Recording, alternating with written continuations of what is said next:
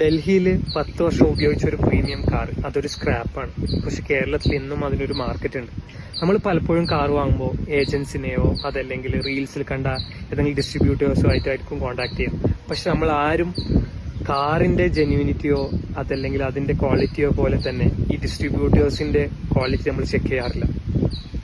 നമുക്ക് അതിൻ്റെ അകത്തുള്ള ഓരോ പാർട്സും കാശ്മീരിൽ ഗേറ്റിൽ നിന്നുള്ള തേർഡ് ക്വാളിറ്റി സ്പെയർ പാർട്സ് ആണെന്ന് റിയലൈസ് ചെയ്യാൻ വേണ്ടി മിനിമം ഒരു 6 മന്തെങ്കിലും എടുക്കേണ്ടി വരും.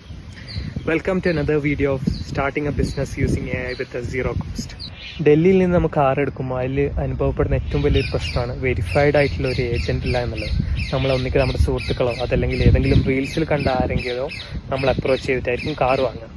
ഇവർക്ക് ആർക്കും തന്നെ യാതൊരുവിധ ഓഫീസ് സെറ്റപ്പോ ഒരു ലീഗൽ ആയിട്ടുള്ള ബൈൻഡിങ്സോ ഇതുവരെ ഇല്ല എന്നുള്ളതാണ് വസ്തു. അപ്പോൾ എങ്ങനെയാണ് നമ്മൾ ഇവരുടെ ക്രെഡിബിലിറ്റി ചെക്ക് ചെയ്യുക? ഇവർ മുമ്പ് സെയിൽ ചെയ്ത ഒരു പ്രൊഡക്റ്റ് 6 മാസത്തെയോ അല്ലെങ്കിൽ 1 വർഷത്തെ യൂസിന് ശേഷം ഒരു കസ്റ്റമർ ഇതിന് എങ്ങനെ ഫീഡ്ബാക്ക് കൊടുക്കുന്നു എന്നുള്ളത് മനസ്സിലാക്കാൻ വേണ്ടിയിട്ടുള്ള ഒരു പ്ലാറ്റ്ഫോം നമ്മുടെ കയ്യിൽ ഇപ്പിന്നില്ല. അവിടെയാണ് നമുക്കൊരു വെബ് പോർട്ടലിൻ്റെ അതല്ലെങ്കിൽ ഒരു market place for all these agents എന്നുള്ള രീതിയിൽ നമുക്കൊരു ബിസിനസ് ഓപ്പർച്യൂണിറ്റി വരുന്നത്. ഒരു ബിസിനസ് എന്നുള്ള രീതിയിൽ നമ്മളിവിടെ ചെയ്യാൻ പോകുന്നത് ഈ എല്ലാ ഏജൻസും നമ്മൾ ഒരു കുടക്കീയിലേക്ക് കൊണ്ടുവരിക എന്നുള്ളതാണ്.